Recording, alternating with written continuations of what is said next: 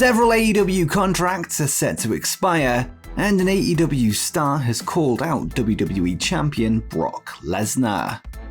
But first, let's go to the latest from the New Japan Cup in New Japan Pro Wrestling, as the winner of the tournament has been crowned. This morning, Zack Sabre Jr. would take on Tetsuya Naito in the final of the tournament, with the winner earning a title shot against IWGP World Heavyweight Champion Kazuchika Okada at the Hype Battle event on April 3rd. In the end, Sabre Jr. would walk away with the victory after hitting Naito with a penalty kick followed by a Zack driver, topping off what has been yet another impressive New Japan Cup performance. ZSJ would defeat the likes of Great-O-Khan, Will Ospreay and Shingo Takagi on his path to the trophy, picking up his second ever New Japan Cup win. He previously won the Cup in 2018, although he fell short at Sakura Genesis against Okada for the IWGP Heavyweight title, although this time he'll be hoping for better results when he battles the Rainmaker next month. Now let's go to a story regarding next month's ROH Supercard of Honor pay-per-view, the company's first under the ownership of AEW president Tony Khan. This weekend, another title match has been added to the card, with the Ring of Honor Pure title set to be defended in Dallas, Texas. Reigning champion Josh Woods will put his title on the line against AEW up-and-comer Wheeler Yuta, who has been praised in the past for his technical style of wrestling. For those unaware, the Pure title is fought under Pure rules, with wrestlers having a maximum of 3 rope breaks, closed fist punches to the face are banned, and there is a 20 count when wrestlers go to the floor outside. The belt has a lineage that has seen some of the best technical wrestlers in the world holding it, such as Bryan Danielson and Nigel McGuinness. Challenger Wheeler Yuta is currently flirting with the idea of joining the Blackpool Combat Club in AEW, which consists of William Regal, Bryan Danielson and Jon Moxley, this following his exit from the Best Friends stable this past week on Dynamite. Perhaps an ROH Pure title victory could be enough to convince his lordship to allow him into the club. On Friday night, AEW president Tony Khan would make his weekly appearance on Busted Open Radio, where he would discuss the upcoming Owen Hart Cup tournaments. He would provide more details on how the men's and women's brackets will be formatted, revealing that qualification matches will take place to earn official spots in the tournament. And Khan would say, "I'm excited. In May, we're going to start the Owen Hart Cup tournament. And before the Cup tournament starts, similar to the Olympics or the World Cup or a lot of the big tournament events out there, there's qualifying. Pre-tournament qualifying. And we're going to have that for the Owen Hart Cup, both the women's tournament and the men's tournament. And I'm really excited about getting in there and finding out who's going to make the competition. I'll have announcements coming up soon about the Owen Hart Cup qualifying matches, but I promise the fans these tournaments, both the men's and the women's tournament, will be excellent." So far, only one qualification match has been announced, which will take place this Wednesday night on AEW Dynamite. The Bunny will take on a yet-to-be-confirmed opponent who is being billed as a brand new signing for the promotion. There are many possible names on the free agency market, with the likes of Toni Storm, Athena, the former Ember Moon, and ROH Women's Champion Deonna Purrazzo all touted as possible candidates for the spot. The finals of both tournaments will be held in Las Vegas, Nevada at the Double or Nothing pay-per-view on May 29th, 2022.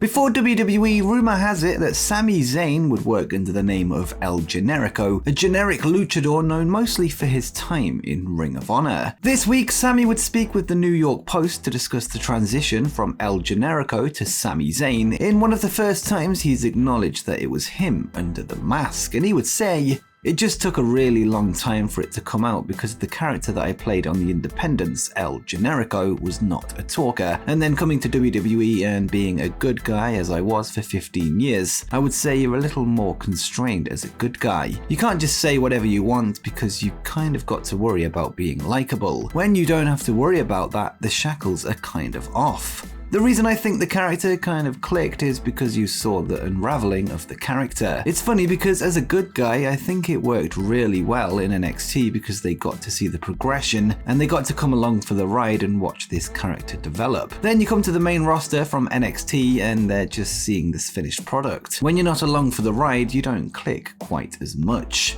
Legend has it that El Generico would return to Mexico to work in an orphanage before a fire broke out, unfortunately killing the much-loved wrestler. It seems that following this recent interview, the truth is now known, and Sami Zayn was indeed El Generico, to the shock of everyone.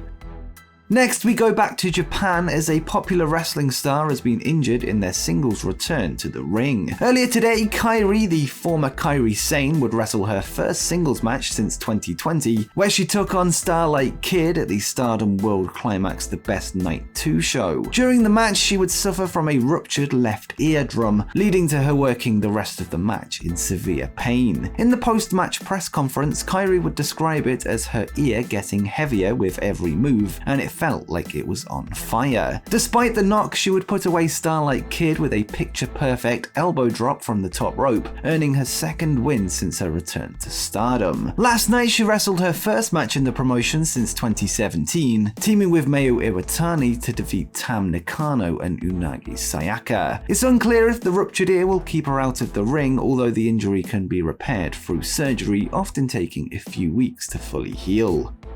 Next, let's go to an update on two potential All Elite Wrestling signees. Last week, Fightful Select reported that assets had been created under the AEW ROH umbrella for Jonathan Gresham, who is one of two reigning Ring of Honor World Champions. Shortly afterwards, it was confirmed that his undisputed ROH World title match against Bandido will still be taking place at Supercard of Honor following the acquisition of Tony Khan. In an update provided by Fightful once again, the current working plan is for Gresham to sign for the promotions, with him not only working for Ring of Honor but AEW as well. There has also been talk to make the announcement at Supercard of Honor, but this hasn't been confirmed. Sources within Impact Wrestling, who are also interested in signing Gresham, believe that he is expected to sign with AEW soon. As for the other Ring of Honor World Champion Bandido and his future in ROH and AEW, it seems that he may not be sticking around, as PW Insider reported that his US visa is set to expire soon, and he will likely return to Mexico to continue to wrestle. When ROH took a hiatus in December, this meant that steps weren't made to renew talents' visas, meaning Bandido will be out of the United States in the meantime if he does plan to make a return to the country. Bandido will battle Jonathan Gresham for the undisputed ROH World title at Supercard of Honor on April 1st, available using our Fight affiliate link in the description below, with both men holding a version of the title.